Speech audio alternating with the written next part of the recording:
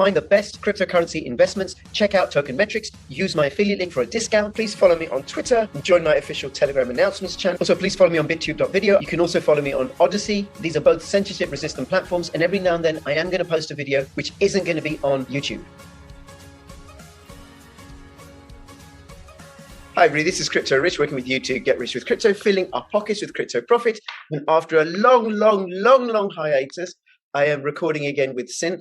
He is the founder of Skycoin, and I think we last recorded about 6 months ago. And oh my god, so much has happened. And what we're going to be covering this week, this video, Synth, you want to let us know? Okay, so we have a lot of stuff to go through. So first, Skycoin update. Second, why Bitcoin is going to be over at least 100,000 by the end of the year, maybe 200,000. The third, what's really happening in China, what's actually happening, not what the news is saying.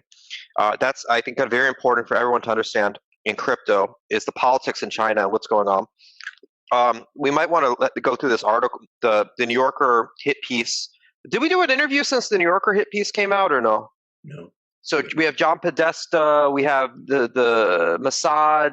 I don't even talk about we're in clown world. The SEC needs to regulate crypto to save the earth from global warming. This is going to, we'll talk about that and the supply chain collapse. I think we can talk about in China and what the blow to blow happening between the U.S. and Chinese government and what's going to happen to crypto over the next 2 years and why it's going to go through the roof.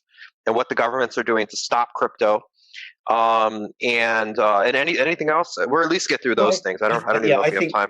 And we're probably going to roam wildly through those, right? Thank you so much. And I just want to let people know that if you're watching this on YouTube, you're not going to see the whole thing, and that's because of YouTube censorship. So we're going to be the first bit is going to be on YouTube, and then at some point we're going to move over, and you want to catch the rest, you'll find it all on Odyssey and later on the bittube.tv and bittube.video platforms. Yeah. And Synth, do you want to start by just saying a teeny weeny bit about Skycoin and a teeny weeny bit about Bitcoin? Because apparently you've been around on the blockchain before Bitcoin was invented. Yeah, I did some early work on Bitcoin. I audited like the crypto and I did a bunch of stuff. But, basically what's happening now. So Skycoin was just designed to basically fix a lot of the problems in Bitcoin, new consensus, new scripting language. And we wanted to be able to do 100,000 independent blockchains instead of just one blockchain. And we wanted to reduce the consensus time down to a second. And we wanted to, we did a lot of different experimental projects basically over the years. And one of our main projects now is Skywire, which is a decentralized new internet protocol, sort of like Tor, but it's a lot faster. And all the traffic's encrypted, and it can be used for VPN. And we have a VPN application running on top of that that's coming out very soon. So like all these people are excited because we're getting the Linux, Mac, and Windows consumer VPN release, but we're also doing a lot of stuff for businesses that people aren't too excited about. So things like business virtual private network for encrypting the traffic between offices for 300 employees, 3,000 employees, really. So this is very boring, but if you have a business and you need to host your own files and you need your own Dropbox type thing for your file storage, and you have multiple offices and you want to put your servers behind your firewall and you want to be able to access employees to be able to access them when they're outside the office and things like that. So a big company like Google has their own global internal network, and so we're giving sort of this network infrastructure that these larger companies, of course, have to smaller companies using our open source software stack. So, and then we're also getting into the update. Basically, I started another video game, actually a kitty cash game with NFTs a while ago, and it turns out that people are going crazy about this and harassing us, and even exchanges harassing us because they really want these NFTs for promotion. So I'm basically forced into doing that. So right now what I'm doing is just getting specs for all the stuff that we need to do for the next year so that can get handed off to the project managers and so that I can go focus on this video game. And, and so we're scaling up our hardware team and writing the specs for Skywire 2.0 and, all the things that we're expecting to launch in the next year. And we of course have some more product launches coming out right now, like our VPN and things like that. But, so there's gonna be some long-term refactors that are gonna take a bit of time. And so once we get the documents and the project managers are working, then I can go and I can, start this other project. So I'm sort of really overloaded right now. Like I can't lie. Like all the chips are sold out. So we were supposed to launch, we're sold out of hardware wallets. We're sold out of SkyMiners. The SkyMiner 2.0 designs are going to be done this year, but we're not going to be able to produce it for a while. So we have like a year to do prototyping before the supply chain shortage ends. So, it's a really chaotic. We're dealing with a lot of internet censorship now. So people are really pushing on us to get this decentralized social media out, because I think at some point Telegram is going to be banned. And a company like Zoom, if they're public or they're in the US, they're going to be under a lot of political pressure to start putting like little AI bots into your chat rooms and monitoring what you're saying, or recording a copy for the government, and using an encryption algorithm they can intercept, and they want to see who you're talking to first of all, and they want to see what you're saying, and then they want to shut off your video stream if you're saying something they don't like. So they're implementing real-time censorship in YouTube, like live streams where you say the wrong keywords and you're shut down. And every public company or company that accepted money from investors, is basically under pressure. So we're going into this, censorship regime, where YouTube's removing millions of videos every month and hiding hundreds of thousands of or millions of other videos, and NGOs that are sucking up the whole internet to basically censor everyone. So and see who's talking and who's opposing this regime or that regime, and they're really at this point intent on just eliminating these people. So I know, like, we could talk about this later, but basically, so a lot of the infrastructure that Skycoin built has to be ready for being used by 100 million people soon. So right now we have like 10,000 nodes in the Skywire network, and I think for a blockchain company, our growth has been really good, but that's 10,000. It's not like, Facebook has 1 billion people, right? Or Discord, where you have to have 100 million people on it. So we actually have more nodes than Bitcoin, and I think more nodes than Ethereum in terms of hardware nodes installed, people, communities, like, individuals running Skycoin's infrastructure nodes. But we're not ready yet for the 100 million people that can show, in 1 week, you can have Telegram increase 50 million people can come onto the platform.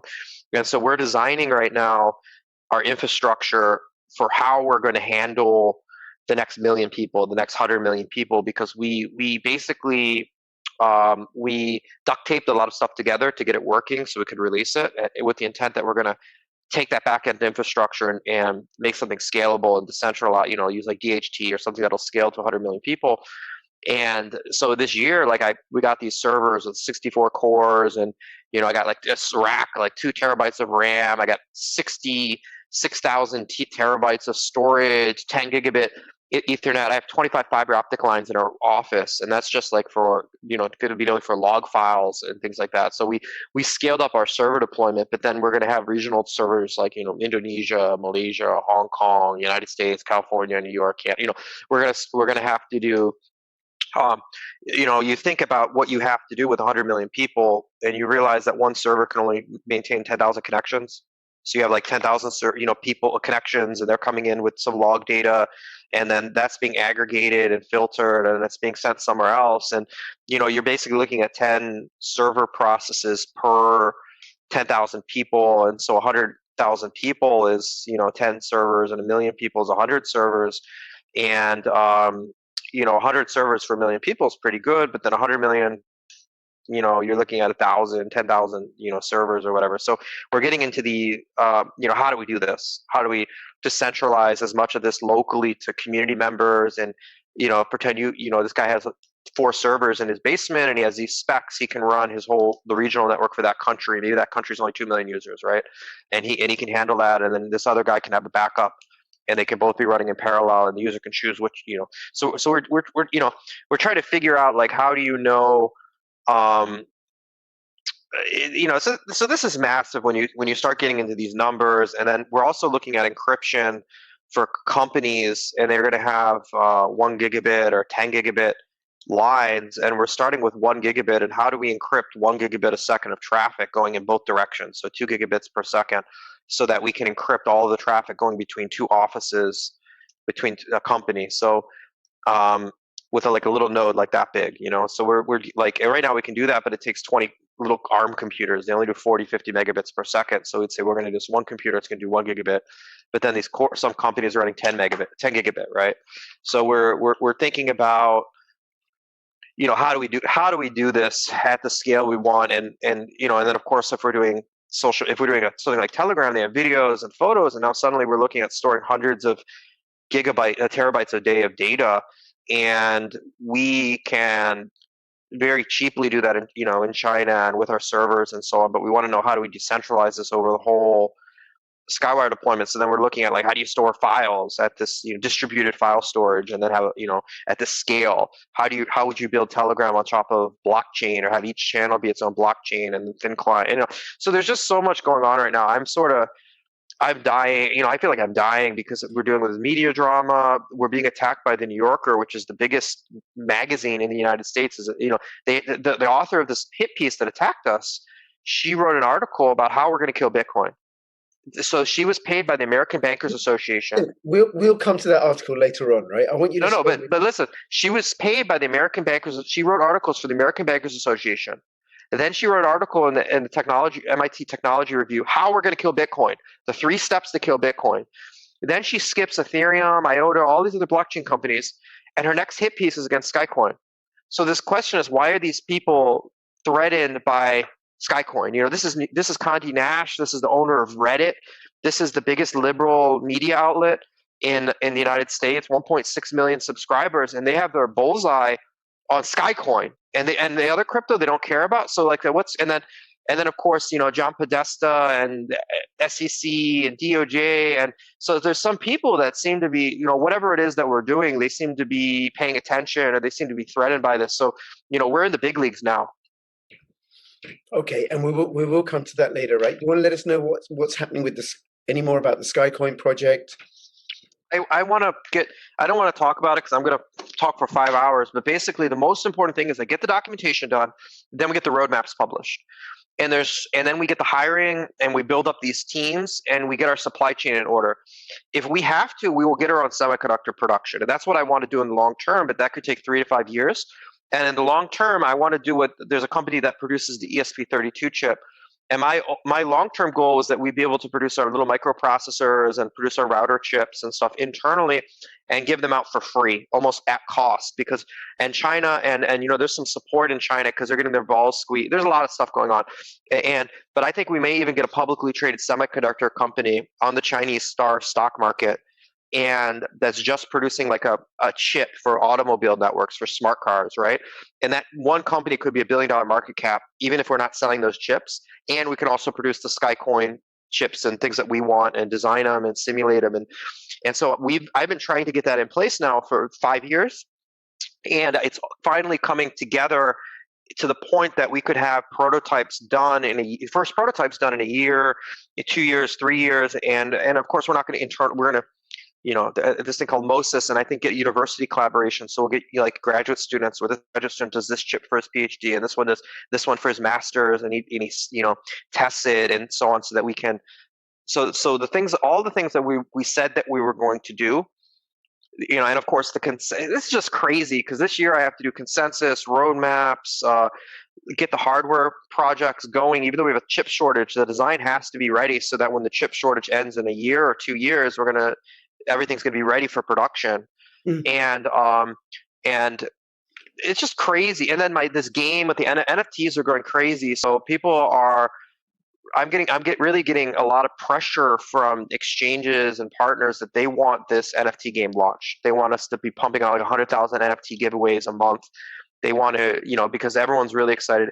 And then there's other things like the Chinese, you know, people are talking about a Chinese crypto crackdown, and we're going to talk about that later, what's actually happening globally between the US and China, what's actually happening with crypto in China, and, you know, what the government's actually doing and not what the news says, and how this is going to affect us. So, and then we have other issues like COVID. Still, we can't get work visas, so we need, you know, it's just a lot of stuff. We can't even get people to go to India, and, you know, we were going to set up an office, and there is a lot going on. Okay, it's so crazy. Here's what we should do then: is we should move on. What's happening with Bitcoin, and so then what's happening with the market in general? What was Bitcoin at before COVID? before lockdowns. If you want, I can have a look. What was the price? Watch out for part 2 coming soon. Subscribe, comment, like.